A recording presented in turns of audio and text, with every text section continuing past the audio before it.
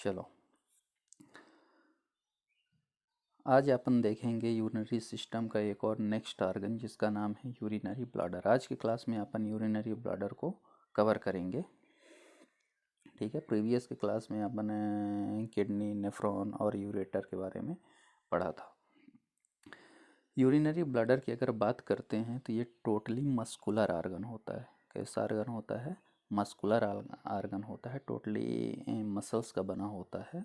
इसके अगर फंक्शंस की बात करते हैं तो यूरिन का स्टोर करता है ना। ये यूरिनरी ब्लैडर क्या करता है? यूरिन को स्टोर करता है। यूरिन को स्टोर करता है और ये मसल्स का बना होता है। इसी की वजह से इसकी जो साइज है या शेप बोलते हैं, ये बैरी होता है ना। जितना ज़्यादा अमाउंट में यूरिन प्रेजेंट होता जाएगा, इसकी जो साइज और शेप है ये चेंज होता जाएगा या बढ़ता जाएगा। और यूरिन का वॉल्यूम अगर कम है तो साइज एंड शेप ब्लैडर का कम होता जाएगा। तो हम ऐसा बोल सकते हैं कि इसका जो साइज एंड शेप है वो डिपेंड रहता है यूरिन के वॉल्यूम पे। ठीक है, चलिए इसकी अगर लोकेशंस की बात करते हैं तो इसका लोकेशन है जो हमारा एब्डोमेन होता है उसके लोअर पार्ट में, है ना। लोअर द एब्डोमेन इसकी लोकेशन होती है। एंड ऐसा भी अपन बोल सकते हैं कि जो हमारी पेल्विस कैविटी होती है वहाँ पे इसका लोकेशन होता है। ठीक है, जो कि इसका एक और अटैचमेंट है। अब चूँकि ये इसकी लोकेशन पेल्विस कैविटी में होती है तो इसका अटैचमेंट भी जो हमारी पेल्विस बोन होती है उससे ये अटैच्ड होता है। ठीक है, चलिए अब अपन बात कर रहे थे कि इसकी साइज एंड शेप वेरी होती है। तो इसका अगर साइज शेप की बात करते हैं तो इसके 3 टाइप्स। एक इम्प्टी के केस में अपन देखते हैं कि इसका शेप साइज कैसा होगा। इससे फिर मीडियम में अगर भरा हुआ है तो वो कैसा होगा। और अगर फुल वॉल्यूम है या वॉल्यूम ज़्यादा हो रहा है तो फिर ब्लैडर का शेप कैसा होगा। चलिए, अगर यूरिन का वॉल्यूम ज़्यादा है, बढ़ा है, तो जो पियर शेप है वो तो इसका जो शेप है वो पियर शेप का होगा। ठीक है, अगर उससे कम है या मीडियम में है, ठीक है, तो उसका जो शेप होगा ब्लैडर का वो स्फेरिकल शेप में होगा। और आफ्टर द यूरिनेशन ये जो स्फेरिकल शेप है ये कोलैप्स हो जाएगा, मतलब ब्लैडर जो है वो सिकुड़ जाएगा। ठीक है, चलिए इसकी कैपेसिटी की अगर बात करते हैं तो इसका एग्जैक्ट जो कैपेसिटी है वो 700 ml से 800 ml तक है ना। इसका जो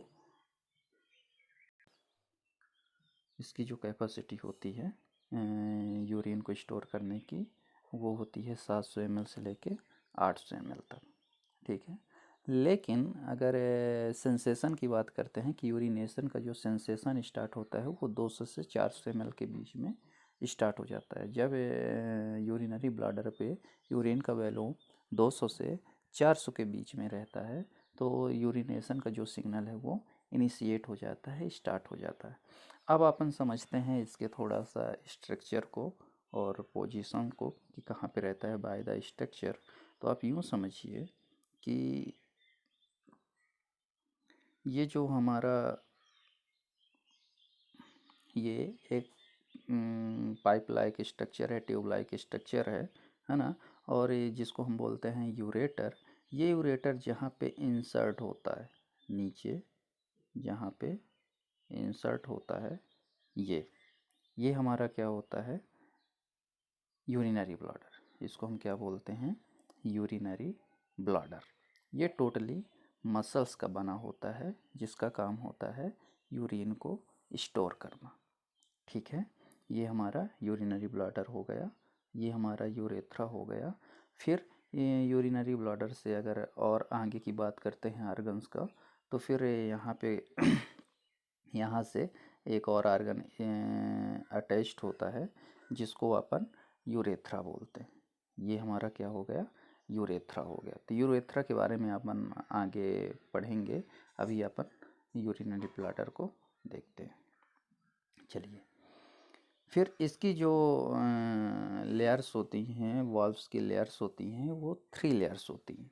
ठीक है, एक आउटर लेयर्स, दूसरा मिडिल लेयर्स और तीसरा इनर लेयर्स।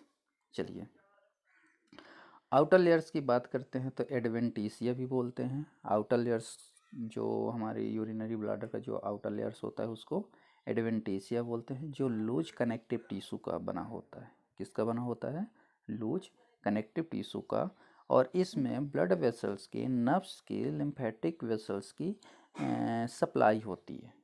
इस लेयर पे, एडवेंटिशिया लेयर पे, जो हमारी ब्लड वेसल्स होती हैं, नर्व्स होती हैं एंड लिम्फेटिक वेसल्स होती हैं, इनकी सप्लाई होती है।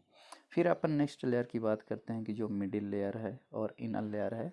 तो ये बेसिकली हर एक इस तरह के आर्गन्स में हमने पाया है और डिटेल में भी पढ़ा है, तो यहाँ पे ज़्यादा डिटेल पे नहीं करेंगे, बस अपन समझेंगे कि कि जो मिडिल लेयर्स होती है वो हमेशा मस्कुलर रीच की ही बनी होती है ना। आउटर लेयर वेरी होती है, आउटर लेयर जो होती है वो वेरी होती है, लेकिन मिडिल और इनर लेयर की बात करते हैं मोस्टली, है ना। हर एक आर्गन्स की बात नहीं कर रहे हैं, लेकिन मोस्टली ज़्यादातर आर्गन में जो मिडिल लेयर होती है वो मस्कुलर रीच की होती है और जो इनर लेयर होती है वो म्यूकोसा की बनी होती है।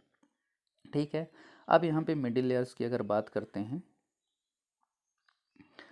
अब यहाँ पे अगर अपन मिडिल लेयर्स की बात करते हैं तो मिडिल लेयर्स हमारी मस्कुलर रीच की बनी होती है, जो कि एक स्मूथ मसल्स होती है। जो कैसी मसल्स होती है?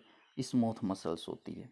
ठीक है। इसका एक दूसरा नाम भी देते हैं डिट्रेसर मसल, है ना, डिट्रेसर मसल।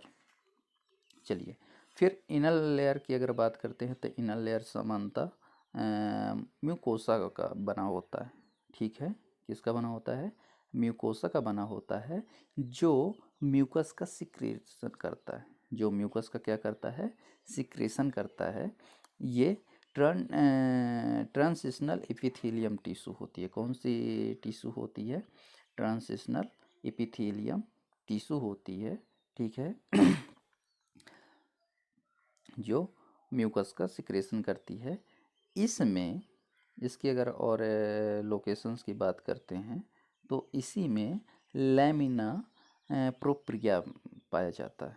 इसी में लैमिना प्रोप्रिया पाया जाता है, जो कि हमारी जो ब्लाडर्स होती है उसकी स्ट्रिचिंग के लिए परमिशन करती है ना, परमिट करती है।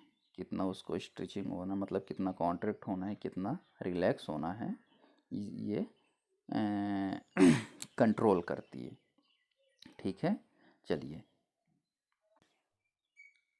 चलो अब अपने यूरिनरी सिस्टम के एक और नेक्स्ट आर्गन के बारे में बात करेंगे, या फिर अपन ऐसा भी बोल सकते हैं कि हमारी यूरिनरी सिस्टम का टर्मिनल पार्ट है या एंडिंग पार्ट है, जिसका नाम है यूरेथ्रा। ठीक है। हमारी यूरिनरी सिस्टम का एक और सबसे लास्ट एंडिंग पार्ट है यूरेथ्रा। ठीक है। यूरेथ्रा का मेन काम होता है, मेन काम क्या होता है कि जो हमारी यूरिनेशन होती है, है ना, तो ये यूरिनेशन के लिए पैसेज वे होता है। ठीक है। ये यूरिनेशन के लिए पैसेज वे होता है। ये एक ट्यूब लाइक स्ट्रक्चर होती है यूरेथ्रा जो हमारा होता है ना।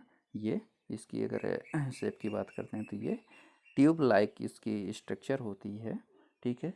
जो ब्लाडर है, ठीक है, जो ब्लाडर है, ब्लाडर से लेके और हमारे बॉडी के एक्सटीरियर पार्ट तक ये एक्सटेंड होता है। अब समझते हैं इसको थोड़ा सा स्ट्रक्चर पे, कि हमने अभी देखा था ये हमारा क्या है?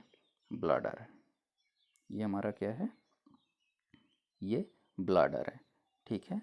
अब ब्लाडर से अब कंटिन्यू अगर स्ट्रक्चर रखेंगे तो ये हमारा ये स्मॉल ट्यूब लाइक स्ट्रक्चर आप समझिए कि ये हमारा क्या हो गया? यूरेथ्रा हो गया। अब यूरेथ्रा के भी कई पार्ट्स होते हैं जो हम आगे पढ़ेंगे, तो स्ट्रक्चर पे समझते हैं कि एक ऐसा कुछ स्ट्रक्चर होता है जो प्रोस्टेट होता है। ठीक है। एक ये पार्ट हो गया। प्रोस्टेट से जस्ट नीचे आएंगे एक और छोटा सा स्ट्रक्चर या ग्लैंड्स होते हैं। एक ये पार्ट्स हो गया और नीचे दूसरा पार्ट्स हो गया। तभी इसमें ये जो ओरिजिन हो रहा है ना, यूरेथ्रा, तो ये ब्लॉडर का नेक पार्ट कहलाता है। ये ब्लॉडर का नेक पार्ट कहलाता है। यहाँ से इसका ओरिजिन होता है और अगर एंडिंग पार्ट की बात करते हैं तो ये बॉडी का एक्सटीरियर होता है, ये हमारी बॉडी का एक्सटीरियर होता है। चलिए, जिसको अपन इंटरनल यूरेथ्रा ओरिफिस बोलते हैं, मतलब ब्लैडर का नेक होता है। ठीक है। अगर कंपैरिजन करते हैं कि मेल फीमेल में, तो मेल में जो यूरेथ्रा होता है वो लैंगर होता है ना, एज कंपेयर टू फीमेल पे। चलिए, यूरेथ्रा मेल में अगर बात करते हैं तो वो लॉन्ग होता है एज कंपेयर टू फीमेल में, है ना। तो बेसिकली अगर आप मेल की बात करते हैं तो ये एसोसिएट होता है, एक तो यूरिनरी पे काम आता ही आता है, साथ में रिप्रोडक्टिव में भी इसका रोल होता है। ठीक है। इसकी अगर लेंथ की बात करते हैं तो ये 20 सेंटीमीटर होता है। और लेयर्स की अगर बात करते हैं तो इसके भी मेनली 2 लेयर्स होती हैं, है ना, म्यूकोसा एंड मस्कुलरीज। तो ये हम जितने भी आर्गन्स देख रहे हैं उसमें हमारा जो मिडिल लेयर और इनर लेयर है वो बेसिकली एक ही जैसा होता है। तो अगर आपको मस्कुलरी म्यूकोसा लेयर्स और मस्कुलरी लेयर को अगर डिटेल में देखनी है तो आप प्रीवियस की जो वीडियोज होंगे या क्लासेस हैं आप उनको सर्च करके देख सकते हैं, तो आपको इसी तरीके से उसमें समझाया गया है और समझ में आएगा। फिर फीमेल्स की अगर बात करते हैं तो फीमेल्स का 4 सेंटीमीटर लॉन्ग होता है ना, मेल्स की 20 सेंटीमीटर और फीमेल्स की 4 सेंटीमीटर, है ना। तो फीमेल्स का एज कंपेयर टू मेल्स ये छोटा होता है। फिर डायमीटर की अगर बात करते हैं तो 6 मिलीमीटर का होता है, डायमीटर 6 मिलीमीटर का होता है। और इसमें भी अगर लेयर्स की बात करते हैं फीमेल ये यूरेथ्रा की, तो ये भी मेनली 2 लेयर्स हैं, म्यूकोसा एंड मस्कुलरीज। म्यूकोसा की बात करते हैं तो एपिथेलियल एंड लैमिना प्रोप्रिया, इसमें लाइनिंग होती है, अंडर लाइनिंग होती है, जो कि एक मेल्स में भी होती है। ठीक है। मस्कुलरीज की बात करते हैं, स्मूथ मसल्स का होता है, जो कि फीमेल्स का भी स्मूथ मसल्स का बना होता है। ठीक है। इसमें हम ज़्यादा डिटेल पे नहीं जा रहे हैं। फिर इसके एनाटॉमिकल डिवाइडेड की अगर बात करते हैं, जो मेल का यूरेथ्रा है, इसके एनाटॉमिकल डिवाइडेड की अगर बात करते हैं तो मेनली 3 टाइप्स, ठीक है, या 3 पार्ट में डिवाइड किया गया है। जो एक प्रोस्टेटिक यूरेथ्रा, फिर सेकंड इंटरमीडिएट यूरेथ्रा जिसको मेम्ब्रेनस पार्ट भी बोलते हैं, और लास्ट स्पॉन्जी यूरेथ्रा या फिर पेंडुलस यूरेथ्रा भी बोलते हैं। ठीक है।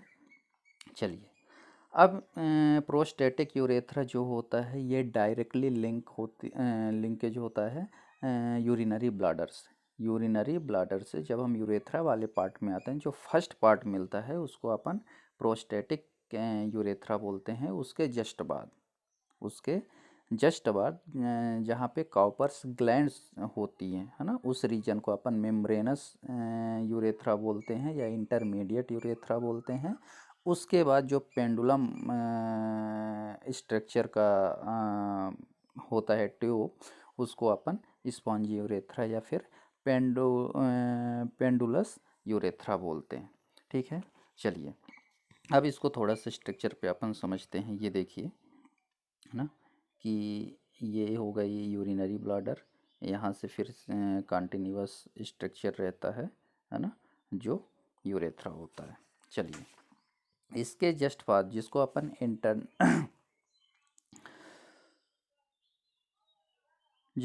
इंटरनल ओरिफिस बोले थे, जस्ट यहाँ पे जहाँ से मतलब यूरेथ्रा का ओरिजिन होता है, ये इंटरनल ओरिफिस हो गया। ठीक है। इसके बाद कुछ इस तरह का स्ट्रक्चर होता है,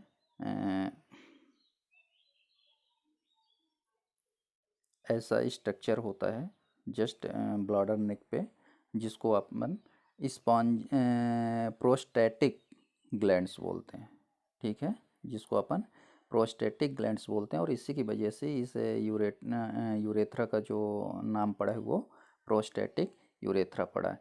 इसके बाद फिर एक छोटा सा और आगे आप बढ़ेंगे तो एक और छोटी सी आपको ग्लैंड्स मिलेंगी, ठीक है, जिसको काउपर्स ग्लैंड्स बोलते हैं। और इसी काउपर ग्लैंड्स वाले रीजन को मेम्ब्रेनस यूरेथ्रा बोलते हैं, ठीक है, या इंटरमीडिएट यूरेथ्रा बोलते हैं। इसके बाद का जो पार्ट्स बचता है, ठीक है, ये वाला पार्ट्स, इसको स्पांजी यूरेथ्रा बोलते हैं या फिर पेंडुलस यूरेथ्रा बोलते हैं, ठीक है।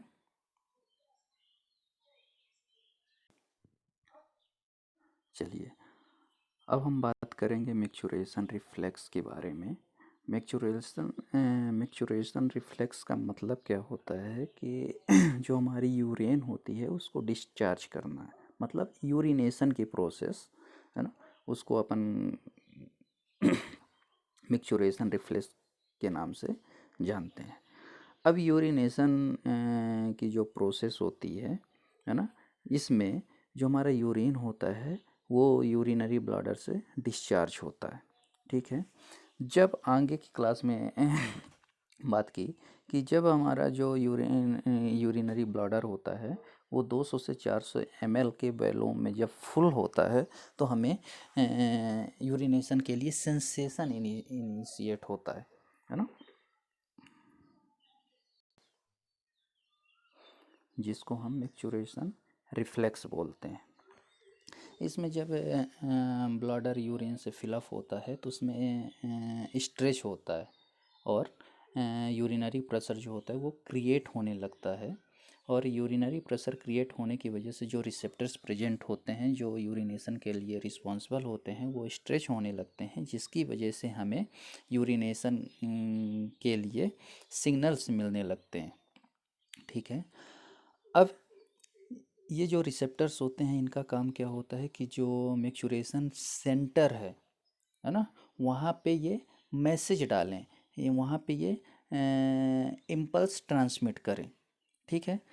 अब ये मैच्योरेशन सेंटर पे जो हमारी नर्व्स होती हैं वो इम्पल्स ट्रांसमिट करती हैं वाया द स्पाइनल कार्ड के थ्रू, ठीक है। अब यूरिनरी ब्लैडर में दो तरह के स्पेंचर्स होते हैं। यूरिनरी ब्लैडर पे दो तरह के नहीं, यूरेथ्रा पे दो तरह के स्पेंचर्स होते हैं। एक होता है मेम्ब्रेनस वाले पार्ट पे और दूसरा होता है स्पॉन्जी वाले पार्ट पे। मेम्ब्रेनस वाले पार्ट पे अगर बात करें तो इंटरनल यूरेथ्रा स्पिंचर्स होता है, और स्पॉन्जी वाले पार्ट पे अगर बात करते हैं तो एक्सटर्नल यूरेथ्रल स्पिंचर होता है। जो इंटरनल स्पिंचर्स होता है वो मसल्स का बना होता है, ठीक है, मतलब स्मूथ मसल्स का बना होता है, और जो एक्सटर्नल वाला होता है वो स्केलेटल मसल्स का बना होता है। अब जो इंटरनल स्पिंचर से वो मसल्स का बना होता है, मतलब वो वॉलेंट्री कंट्रोल होता है, इनवॉलेंट्री कंट्रोल होता है, ठीक है। और जो स्केलेटल मसल्स होता है वो वॉलेंट्री कंट्रोल होता है। तो ये जो हमारे नर्व इम्पल्स है वो दो तरह से काम करेंगे, देखते हैं। पहला, अगर हम बात करते हैं कि जो इनवॉलेंट्री कंट्रोल पे वो कैसा काम करेगा, ये जो हमारी नर्व इम्पल्स है वो दो तरह से, एक तो कॉन्ट्रैक्शन करेगा, दूसरा रिलैक्सन करेगा। अगर कॉन्ट्रैक्शन की बात करते हैं तो यूनरी ब्लैडर की जो मसल्स है, मतलब मस्कुलरीज है, जिसको अपन डेट्रेसर मसल्स बोलते हैं, उसको कॉन्ट्रैक्ट करेगा। और जो हमारा इंटरनल यूरेथ्रल स्पिंचर्स है, मतलब मेम्ब्रेनस वाले रीजन्स पे जो स्पिंचर्स हैं, इंटरनल स्पिंचर्स है, उसको रिलैक्स करेगा, उसको ओपन करेगा, ठीक है। साथ में जो हमारा वॉलेंट्री स्पिंचर्स मतलब स्केलेटल मसल्स का जो बना होता है एक्सटर्नल स्पिंचर से, उसको ये क्या करेगा कि उस इनहिबिट करेगा, है ना, उसको सोमैटिक नर्व्स को इनहिबिट करेगा और एक्सटर्नल यूरेथ्रा स्पिंचर्स को इनर्वेट करेगा, जिसकी वजह से जो हमारे यूरिनेशन का प्रोसेस है वो कंप्लीट होगा,